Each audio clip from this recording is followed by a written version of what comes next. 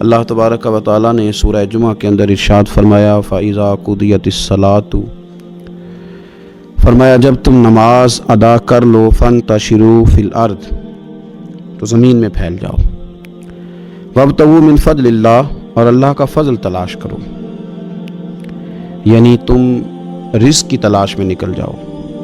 جب تم نماز پڑھ لو فَإِذَا قُضِيَتِ الصَّلَاةُ، جب تم نماز ادا کر لو، تم نے نماز پڑھ لی، فارغ ہو گئے، اب اس طرح کرو کہ فَانْتَشِرُوا فِي الْأَرْضِ، زمین میں پھیل جاؤ، وَابْتَغُوا مِنْ فَضْلِ اللَّهِ، اور اللہ کا فضل تلاش کرو،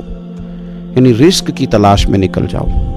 مفسرین نے لکھا مراد رزق کی تلاش میں نکل جاؤ۔ وَاذْكُرُوا اللَّهَ، اور اللہ کا ذکر کرو، کثیرا لعلکم تفلحون، کثرت کے ساتھ اللہ کا ذکر کرو اس امید پر کہ تم کامیاب ہو جاؤ۔ رزق حلال کی جو تلاش ہے اور جو کوشش ہے، یہ اللہ تبارک و تعالیٰ نے نظام زندگی کے اندر ایک خوبصورت نظام رکھا ہے کہ ہم تھوڑا سا آگے بڑھیں گے، کوشش کریں گے، محنت کریں گے، اور اللہ تعالیٰ ہمیں رزق حلال عطا فرمائے گا۔ یہ بات یاد رکھیے کہ اپنے بچوں کا پیٹ پالنے کے لیے، اپنے آپ کو سوال سے بچانے کے لیے، اپنے ماں باپ بہن بھائیوں کی کفالت کرنے کے لیے رزق حلال کی تلاش بڑا محبوب عمل ہے۔ ایک صورت میں صرف منع ہے کہ جب آپ صرف اور صرف تکبر کے لیے دولت جمع کر رہے ہیں، صرف دوسروں کے اوپر اپنی بڑائی ثابت کرنے کے لیے دولت جمع کر رہے ہوں، تب یہ منع ہے، ورنہ کوشش کر کے، محنت کر کے، جد و جہد کر کے رزق کمانا، رزق حلال کی طلب میں رہنا، یہ بڑا پسندیدہ اور محبوب عمل ہے دین کے اندر۔ ہمارے ہاں یہ ہوا ہے کہ کچھ عرصے سے ہم دیکھتے ہیں کہ محنت سے جی چرانے والے لوگوں کی تعداد بڑھتی جا رہی ہے۔ یہاں تو لوگ کسی کے طفیلی بن کے جینا چاہتے ہیں، کسی کے دستے نگر ہو کے جینا چاہتے ہیں، معاذ اللہ۔ یہاں یہ رویہ ہو گیا ہے کہ محنت کرنی ہے لیکن کوئی شارٹ سا راستہ ملے اور جلدی سے ساری دولت جمع ہو جائے اور ہم فٹافٹ امیر ہو جائیں۔ آپ محنت کریں گے، جد و جہد کریں گے، کوشش کریں گے، یہی نظام بنایا اللہ تعالیٰ نے۔ اسی نظام کو رب رسول نے پسند فرمایا ہے۔ نوجوان نسل یہ یاد رکھے کہ جب وہ حرکت کرے گی، جد و جہد کرے گی، کوشش کرے گی، ہمت کرے گی، اللہ تبارک و تعالیٰ نواز دے گا۔ لیکن اگر کوشش ہی چھوڑ دی جائے، محنت ہی چھوڑ دی جائے، طلب ہی چھوڑ دی جائے، تو پھر اس کا نقصان یہ ہوتا ہے کہ معاشرے کے اندر آہستہ آہستہ لوگ سہارے تلاش کرنے لگتے ہیں، کاہلی اور سستی عروج پہ چلی جاتی ہے۔ پھر ہم نے یہ بھی دیکھا کہ آہستہ آہستہ چندہ جمع کرنے والوں کی تعداد بڑھ جاتی ہے، مختلف ناموں پر، مختلف عنوانوں پر چندے جمع کیے جاتے ہیں۔ بھکاریوں کی لمبی فہرستیں ہیں، گداگر مانگنے والے، کسی بھی اشارے پر آپ تھوڑی دیر کے لیے گاڑی کو روکتے ہیں تو پتہ نہیں کتنی کو تعداد ہے جو طلب کرنے والوں کی،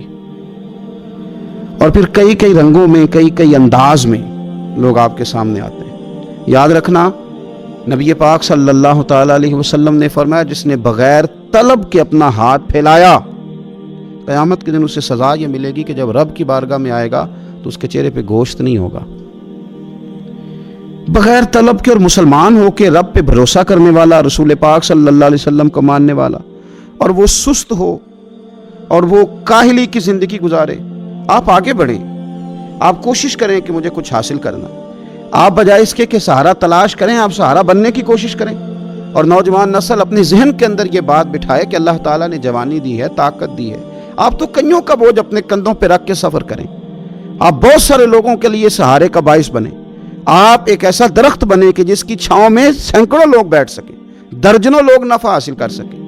آپ خوبصورت زندگی بنائیں، اپنے آپ کو آگے لے کر کے جانے کی کوشش کریں، اور اللہ تو بندے کے گمان کے قریب ہے۔ جس طرح کا انسان ذہن بناتا ہے رب کریم اتنا ہی اس بندے پہ فضل کرتا ہے۔ اچھی امیدیں وابستہ کریں، خوب محنت کریں، خوب، مطلب یہ کہ سست پڑنا، اٹھتا ہوں، چلتا ہوں، دیکھتا ہوں، کرتا ہوں، کوئی ہو ہی جائے گا، کوئی پہنچ ہی جائے گا، یہ کمزور لوگوں کی علامت،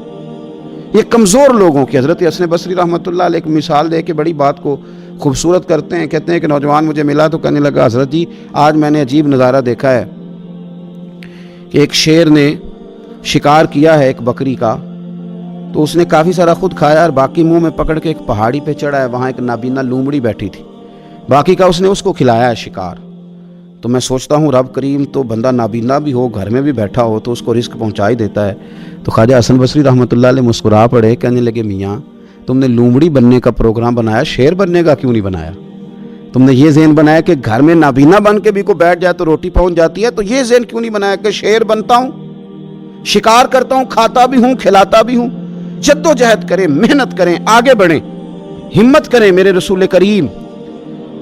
صلی اللہ تعالیٰ علیہ وآلہ وسلم کے صحابی حضرت سیدنا کعب رضی اللہ تعالیٰ عنہ ارشاد فرماتے ہیں کہ ایک شخص نبی پاک صلی اللہ علیہ وسلم کے سامنے سے گزرا،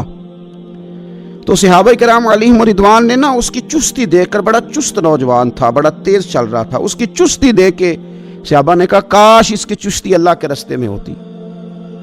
یعنی عبادت میں لگا ہوا ہوتا یا جہاد میں لگا ہوا ہوتا، کاش اس کی چستی اللہ کے راستے میں ہوتی۔ تو نبی پاک صلی اللہ تعالیٰ علیہ وسلم نے فرمایا اگر یہ اپنے چھوٹے بچوں کی ضروریات پوری کرنے نکلا ہوا تو پھر بھی یہ اللہ کے راستے میں ہی ہے، اور فرمایا اگر یہ شخص اپنے بوڑھے والدین کی خدمت کے لیے نکلا ہوا ہے پھر بھی اللہ ہی کے راستے میں ہے، یعنی اگر رزق کما کے بچوں کا پیٹ پالتا ہے پھر بھی رب ہی کا راستہ ہے، اور اگر یہ رزق کما کے بوڑھے ماں باپ کی خدمت کرتا ہے تو یہ راستہ بھی اللہ ہی کا راستہ ہے۔ اور نبی پاک صلی اللہ تعالیٰ علیہ وسلم نے فرمایا اگر یہ اپنے آپ کو سوال سے بچانے کے لیے یہ کام کر رہا ہے، یعنی مجھے کسی کے آگے ہاتھ نہ پھیلانا پڑے، تو پھر بھی یہ اللہ ہی کے راستے میں ہے۔ ہاں اگر یہ ریاکاری کے طور پر، فخر کے طور پر یہ کام کر رہا ہے تو پھر یہ شیطان کی راہ میں ہے۔ اگر صرف اس لیے مال جمع کر رہا ہے کہ میں ذرا لوگوں کو پتہ چل جائے بڑا مالدار ہوں، میرا بعض لوگوں کے اوپر ذہن ہوتا ہے نا آگے بڑھنے کا، شوق ہوتا ہے بلا وجہ چیزوں کو جمع کرنے کا، فخر بتانے کا، ریاکاری کرنے کا، فرمایا اگر ریاکاری کے ارادے سے ہے تو پھر یہ شیطان کے راستے میں ہے، اور اگر یہ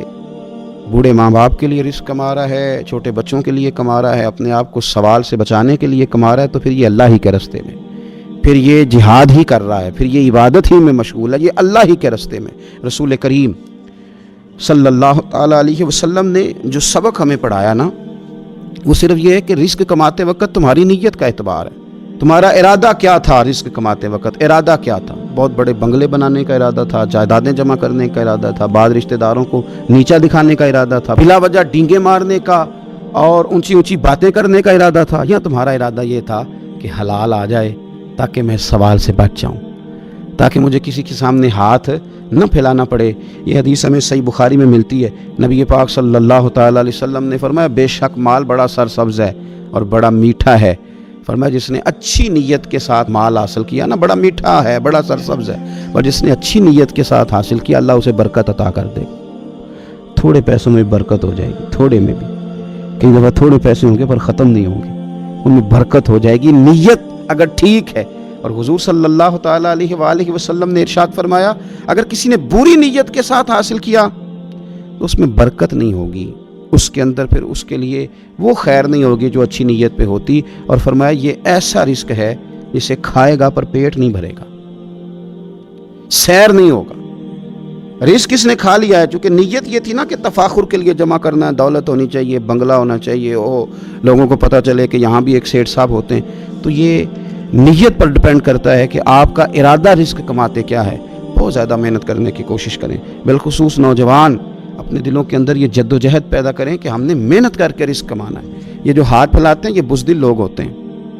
یہ کمزور لوگ ہوتے ہیں۔ یہ ہاتھ جب کسی کے آگے کوئی شخص پھیلاتا ہے تو اپنی خودداری کا سودا کرتا ہے، اپنی عزت بیچتا ہے، اپنے وقار کو داؤ پہ لگاتا ہے۔ جب وہ ہاتھ پھیلاتا ہے، کشکول طلب جب دراز کرتا ہے، کبھی بھی اللہ کے علاوہ، اللہ کے محبوب علیہ السلام کے علاوہ آپ کسی کے سامنے کشکول طلب دراز نہ کریں۔